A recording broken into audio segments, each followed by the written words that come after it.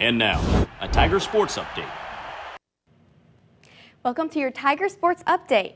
We have some news from the NFL as the Saints are set to hire former LSU defensive line coach Bo Davis. Davis spent a year coaching under Brian Kelly at LSU and also previously coached at Alabama and Texas.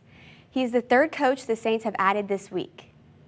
With Mardi Gras festivities approaching this weekend, everyone will be making their way to New Orleans. However, many LSU sports teams, including gymnastics, will be too busy to join the celebration. Speaking of celebrations, the passion and energy the fans bring at the PMAC for gymnastics is unmatched. Santiago Rodriguez shows us how at LSU, gymnastics just means more. LSU Gymnastics isn't just another sport on campus. The impact of this team goes far beyond the competition floor.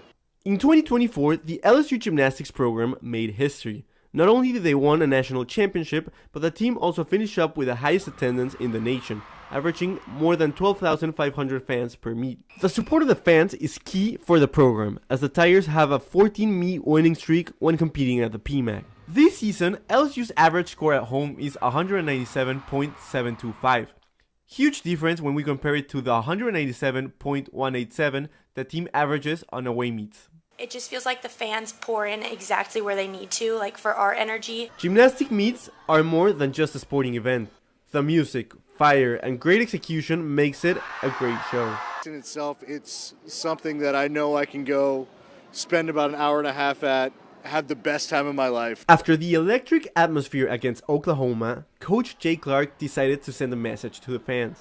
The message is thank you. The way that place presents on television and the enthusiasm that just comes oozing out of the TV when you can hear it and see it, and it's special, it's different, it's unique, it's there's nothing like it. LSU gymnasts understand how fortunate they are to have such an electric environment when competing at the PMAC. Tiger Nation is the best fans in the country.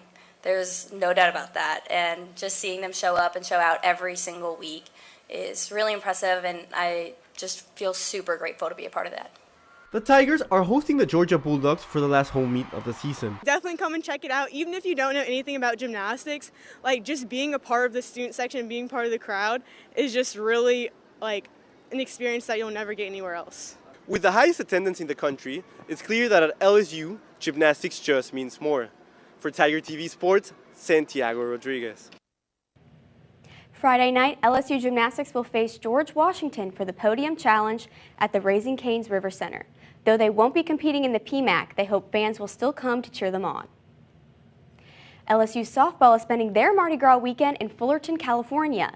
The number 6 Tigers have dominated this season. They took down number 4 UCLA today, 2-1 in the Judi Garmen Classic to improve to a 15-0 record. With 134 hits and 192 RBIs on the season, offense certainly hasn't been a problem. But today, pitching is really what gave the Tigers a leg up. Sydney Berzon struck out on 4 batters and held the Bruins to a .217 batting average. The Tigers will move on to their next opponent, unranked Cal State Fullerton, tonight at 7 p.m. They will also play against Utah, Notre Dame, and Weber State later into the weekend. Heading into the road trip, head coach Beth Torina spoke about what she wanted the team to improve on. Yeah, and I think just putting an emphasis on maybe some different areas, like running a hard 60 and taking an extra base. And I think when you're doing those things, it's tougher to have an off day, right? We're keeping the ball out of the air some. So, I mean, we're forcing people to make plays and do some things defensively against us too. And then, you know, the way our team runs, just a routine ground ball turns into a hit at times.